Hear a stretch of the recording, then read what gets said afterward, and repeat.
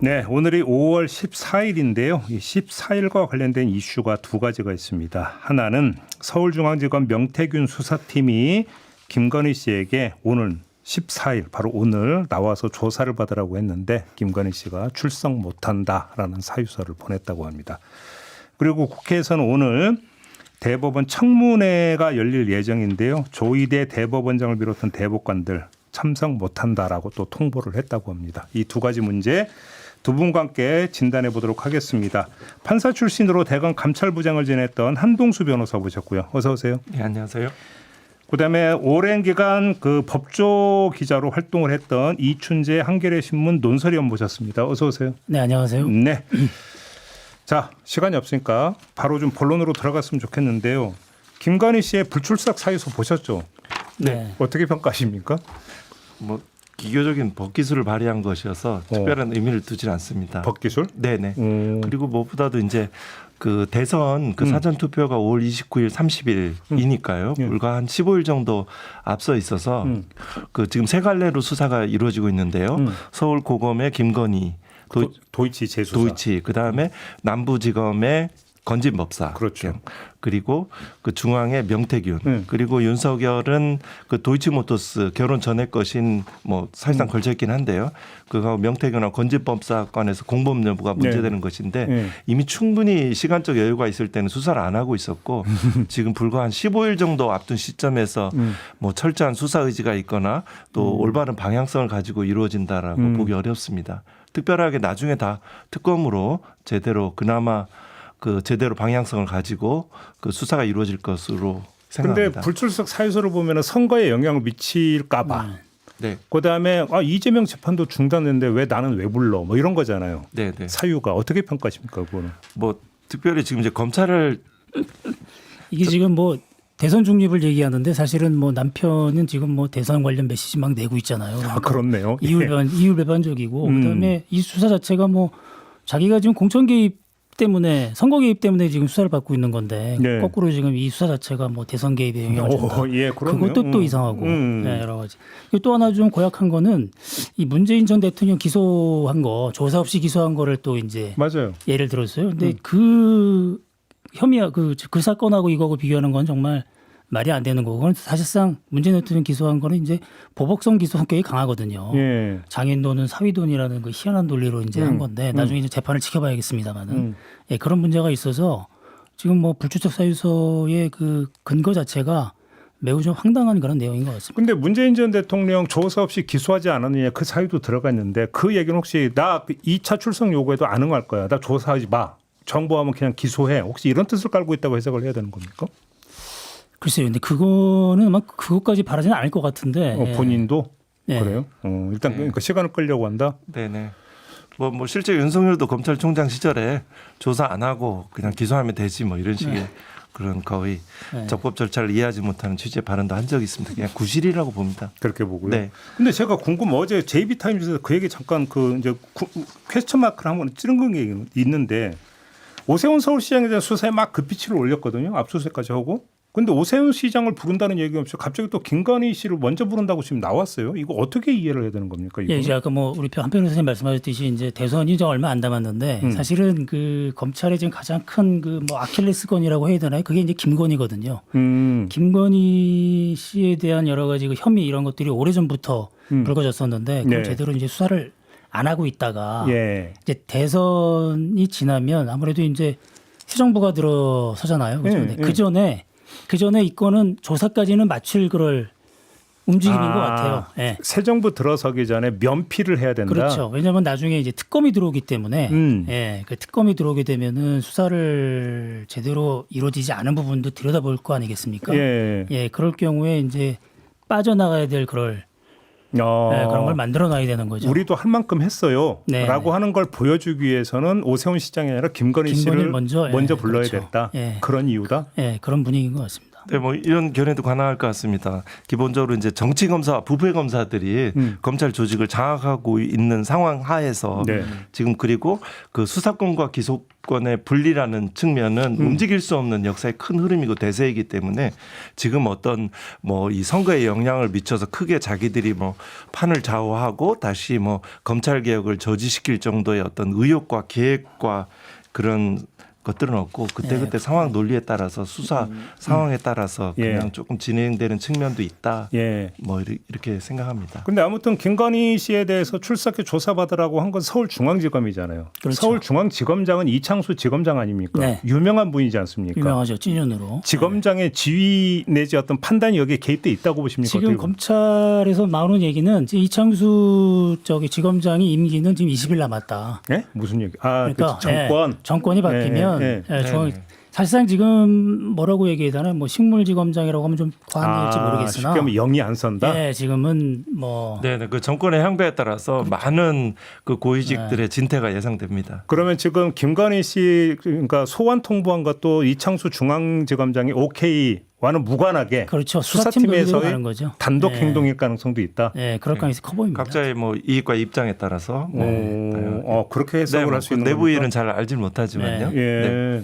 그래요. 그러면 지금 서울 남부지검장도 그 되게 유명한 찐윤으로 예, 이제 검사장. 언론 보도 네. 많이 나왔잖아요. 네. 그런데 그럼 수사팀도 별도 행동할 수 있는 겁니까 혹시? 그러니까 지금 뭐 이른바 그 친윤 라인으로 불리는 그런 고위 간부들이 사실상 지금 통솔 이렇게 장악력이 있다고 보기는 어려운 상황이죠. 아 거기도 네. 거의 네임덕 다 들어가 있다. 예, 검찰에도 검찰에 기대하시면 안 되고요. 검사들 개개인은 자기 보호와 자기 이익에 충실한 사람들로 구성되어 있기 때문에 아주 뭐 용기 있게 뭐 수사를 철저하게 하고 그런 거는 기대하기 어렵습니다. 아크로비스타 압수수색도 실제 많은 반려견 묘만 12마리 있었다는 사실상 있지 않은 장소에 들어가서 압수수색 잠깐 영장을 받아서 집행을 하고 무슨 얘기예요, 그 얘기는? 뭐 지금 수사에 압수수색의 성과들이 없었다는 거 아닙니까? 네. 이미 다 뭐, 예. 짐을 치워놔서 네, 네. 이미 아무것도 없더라. 네, 사실은 아무 없는 곳을 예상한 지점에 이사를 가서 2번 한 거잖아요. 네. 있다가 관저 갔다가 다시 네. 나오는 그 과정에서 다 그게 정리를 했을 국민의힘당 거다. 그 그러면. 대선 후보 결정 고 무렵에 임박해서 한 거잖아요. 많은 정치 검사들이 그때 조금이라도 도움이 될까 해서 이 행동하고 언론에 이렇게 취재 내지 탐지에 의해서 보도되는 것이죠. 그러면 결국은 김건희 씨 그러니까 그 소환 통보는 차기 정부를 향한 메시지. 예, 저희 이렇게 하고 있어요. 그렇죠. 라고 하는 어필. 뭐 이렇게 해석을 해야 된다. 수사팀 검사들은 뭐 네. 희미한 자기의 뭐 그런 움직임들이라고 봅니다. 그래요. 알겠습니다. 네. 그다음에 또 하나 오늘 국회에서 대법원 청문회가 있습니다. 일단 청문회 개최에 대해서는 어떻게 평가를 하십니까? 지금 이제 대법원의 자기들의 조희대 대법원이 민낯을 보여줬습니다. 지금 이제 선거 개입 그리고 더군다나 생방송을 한다고 하지 않았습니까? 보통의 상식적인 그 법원에 대해서 최소한의 신뢰를 가지고 있는 많은 국민들을 배반한 것입니다. 여기에 대해서 여기서 마땅히 그 여기에 대해서 전원 출석이 어렵더라면 뭐 소수 의견을 가지신 대법관 한 분이라든가 또 다수 의견 또 이렇게 책임 있는 사람들은 나와서 증언을 해야 됩니다. 이거는 상권 뭐 사법부의 독립이라는 것은 헌법에 있지 않은 용어이고요. 결국 사법권의 독립들에 대해서 이건 상권 분립과 무관한 겁니다. 재판의 관여 행위도 아니고요. 기본적인 이 선거에 개입하려는 즉 공직선거법 위반의 혐의가 있는지 또 정치 세력과 연락하에서 이루어진 행위인지 이 점에 대한 것들의 최소한 국민들의 의심과 의혹을 해소해야 된다는 취지의 국정감사 및 조사에 관한 법률에 의거한 적법 절차이기 때문에 마땅히 해야 됩니다. 지금은 특검 등에 대한 두려움을 회피하기 위한 뭐 이런 것들이 속에 담겨 있는 것이고 거창한 논리가 아니라고 정리를 봅니다. 하면 그 국회의 어떤 그 기능 권능 중에는 법원의 판결 이거에 대한 어떤 검증 조사도 포함이 될 수 있다. 그 법에 의하면 지금 그 재판 계속 중인 재판에 관여할 목적으로 그 국회가 관여할 수는 없죠. 그 말은 맞지요. 그런데 이 사건은 그에 대해서 그 재판에 관여할 목적이 아니고 국민들의 합리적인 여러 그 선거 개입과 심지어는 사법 쿠데타라고 하지 않습니까? 그 법 속에 감춰 있는 그 대법관들의 어떤 그 어떤 뭐 어떻게 이렇게까지 표현할 사람이 있죠. 그 간악한 교만함 이런 것들을 대해서 그 의심들을 해소하고자 하는 그런 국민들도 이 사법권을 창출한 근거이거든요. 하늘 같은 국민들이거든요. 그분 앞에 마땅히 필요한 진술을 할 수 있죠. 당당하다면 그래요? 절차상 문제가 없었다. 이춘재 의원은 어떻게 평가하십니까? 이게 지금 그 청문회 개최 자체를 이제 뭐 아까 사법권 침해다 이런 부분에 대해서 지금 동의하기 어렵죠. 그래요? 예, 이게 뭐 원론적으로는 맞는 얘기인데 예. 지금 우리 대법원에서 그런 얘기할 계제가 아니잖아요. 그 민주주의의 근간을 흔드는 그 12.3 비상계엄 때 침묵한 곳이거든요. 네. 최고재판소가. 이게 대법 판례에 따라서 명백하게 내란의 그 정황이 뚜렷한데도 그 침묵한 그런 곳이기 때문에 지금 와서 근데 그런 상태에서 지금 대선을 앞두고 정치 개입 의도가 명확한 판결을 한 거잖아요. 국민들은 다 그런 의도를 의심하고 있고 네. 그런 상황에서 지금 청문회 자체를 사법권 독립 침해다라고 해서 이렇게 거부하는 거는 바람직해 보이지는 않습니다. 네, 기본적으로 사람도 중요한데요. 그 생각해야 될 두 가지 지점은 있는데요. 하나는 그 윤석 호칭은 생략하겠습니다. 전현직 호칭은 생략하겠습니다. 그 윤석열, 한동훈 등의 인사 검증에 의해서 윤석열이 임명한 대법관다이라는 것 그리고 그 양승태 대법원장 시절 내에서는 그때 이제 그 법원 행정처 출신으로 사법 관료화에 굉장히 익숙한 대법관다 이런 두 가지 지점들도 함께 고려하는 것이 타당할 것 같습니다. 그래요? 네. 제가 그럼 한번 추가 질문을 좀 이렇게 드려볼게요. 어떤 판결에 대해서 국회에서 한번 이거 따져볼 수 있다라고 하더라도 그 사안이 어떤 것이냐. 다시 말해서 그러니까 그 국회의 특정 정당에서 민주당과는 전혀 무관한 사건에 대한 판결을 따져보는 것과 민주당과 직결되는 문제에 대해서 민주당 주도로 따져보는 것을 같은 결로 놓고 볼 수 있느냐라는 문제 제기도 있을 수 있거든요. 이 점은 어떻게 보십니까? 예, 그 부분은 좀 그 고려해야 될 측면들이 있는 거죠. 그러니까 재판에 영향을 줄 수 있는 그런 우려가 있기 때문에 사실 오늘 그 청문회에 나오지 않겠다는 그런 그 이유를 댄 것도 이제 그런 거거든요. 그 재판에 판결에 관련해서 국회에서 청문회 할 경우에 출석한 사례가 없다. 이건 재판의 독립을 침해할 우려가 있기 때문에 그런 이유를 대는 건데 그런 것들을 걱정하는 그런 거는 일리가 있다고 봐요. 그런데 지금 문제는 그렇게 된다면 그런 지금 그 판결들이 왜 그렇게 나왔는지 이번 전압 판결이 그건 좀 국민적인 그런 의혹이 있는 거잖아요. 그런 것들에 대한 설명은 최소한 있어야 되는 거죠. 대법원 차원에서 그 청문회가 싫으면 대법원 스스로 그러면 이거에 대한 설명이라도 했어야 되는데 하지 않았다 이 말씀이신가요? 그다음에 뭐 대법원장의 그런 사과라든가 뭐 이런 것들이 있어야 되는데 그런 걸 없이 그냥 갑자기 뭐 재판 독립 얘기하면서 청문회를 보이콧하니까 그거는 좋게 보이지 않는 거죠, 상황들이. 아무튼 그럼 두 분의 말씀에는 공통된 전제가 깔려 있습니다. 대법원 이번 판결은 도저히 납득할 수 없는 판결이다라는 판단이 지금 깔려 있는 거죠. 네, 5월 2일 날 그 전압 생중계로 된 그 전압 판결 당시에 그 어느 현직 판사가 이런 탄식과 절규 호소를 하였습니다. 12.3 비상기업 때보다 더 무섭다. 더 절망적이다. 법원은 망한 것 같다.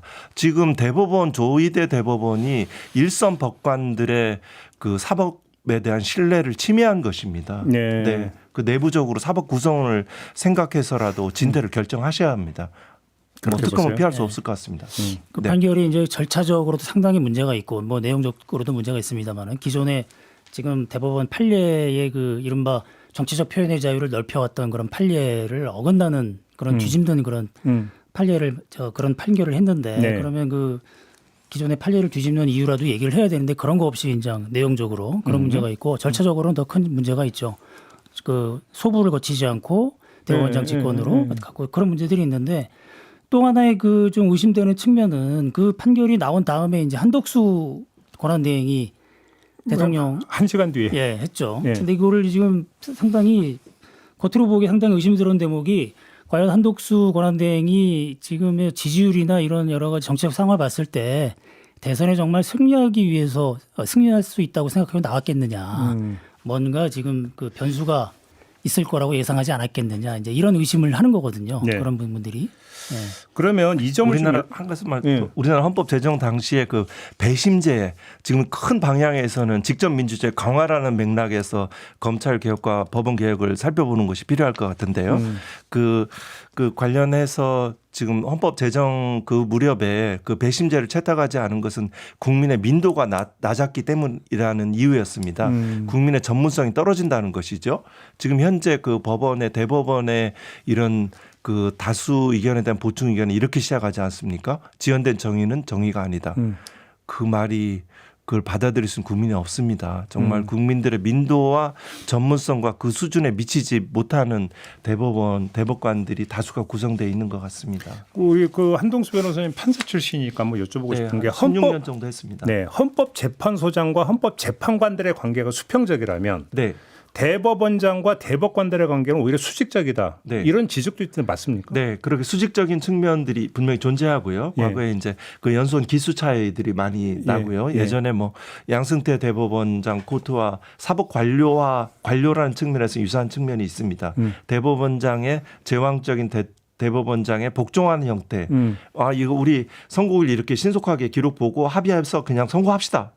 뭐 이렇게 하는 쪽에 동의했을 수가 있고요. 또 한편으로는 그 대법관도 자기 이름으로 그 소수 의견도 내고 보충 의견도 내는 사람이기 때문에 네. 그렇다고 해서 그 만일 그 부당한 공선법 선거 개입 행위들이 있다면 그에 동조한 대법관들도 그러니까 면피되는 것은 아니라고 봅니다. 그래요? 마땅히 정당한 자기 명예를 생각해서라도 책임을 지는 태도는 필요하다고 봅니다. 그 노무현 정권 때 이제 그 독수리 오영재라고 왜 예. 진보 성향의 대법관 다섯 예, 분 맞아요. 그때는 그야말로 대법원장 말을 잘 안 들었대요. 그래요? 전반적인 분위기. 소수 의견 나왔듯이 실질적인 토의가 이루어졌죠. 예, 그러니까 이제 그야말로 전합 자체가 정말 토론이 있고 정말 전합다운 그런 모습이었다고 하는데 전원 합의체. 예, 전원 합의체. 예. 예, 그래서 그때는 정말 대법관하고 대법원장이 그냥 재판을 진행하는 재판장, 대법원장은 예. 그다음에 이제 대법관하고의 어떤 계급장 떼고 정말 토론이 가능할 정도로 전합이 활발하게 이루어졌었는데 네. 이게 이제 그 이후에 예. 그 이후에 넘어오면서 양승태 대법원장 그다음에 이제 조희대 대법원장 체제로 넘어오면서 네. 예, 그런 것들이 많이 약해졌다고 얘기를 하더라고요. 그래요. 예. 전통적으로 이제 대법원장은 그래서 그 다수 의견에 그냥 서는 그렇죠. 그런 거였죠. 이런 그래서 이게 네, 오히려 비슷한 것이 나서지를 않고 네네. 오히려 네. 근데 지금 이제 주도했다고 평가를 네. 이제 이야기들이 이제 그래서 앞으로 이게 대법원 구성의 다양화 네. 이런 게 상당히 중요한 겁니다. 그러니까 앞으로 그런 그러면 부분이 뭐 이 증언 논의도 좀 필요한 것 같습니다. 그러니까 대법관 수를 늘려야 된다. 뭐 30명, 뭐 100명도 나오던데. 네, 그럼 두 분 다 동의하시는 겁니까? 100명은 이제 장관이고 지금 제네시스에서 이제 여러 가지 예산 문제도 있고 그래서요. 30명은 30명 정도는 그 선에서 적정하게 논의할 필요는 있다고 봅니다. 왜냐하면 지금 현재에 대해서 이제 대법원 구성의 다양화 그리고 국민의 전문성과 수준에 맞는 대법원을 마땅히 그 구성할 수 있는 그 나라의 주인이니까요. 네. 그런 국민의 요구도 있고요. 예. 또 한편으로는 지금 사건에 폭주해서 지금 상고 허가제가 없는 마당에 지금 사건의 효율적 처리를 위해서도 대법관 증언은 아주 자연스러운 흐름인 것 같습니다. 세계 각국의 예도 부응하고요. 네. 네.